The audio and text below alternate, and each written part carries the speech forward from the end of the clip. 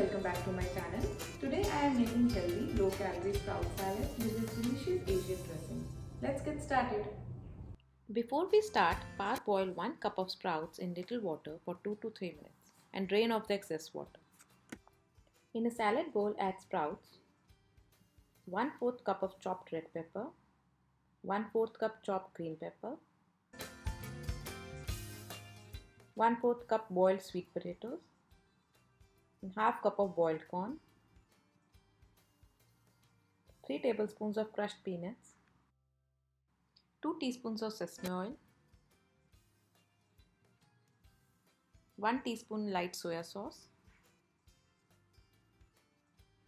salt and pepper to taste,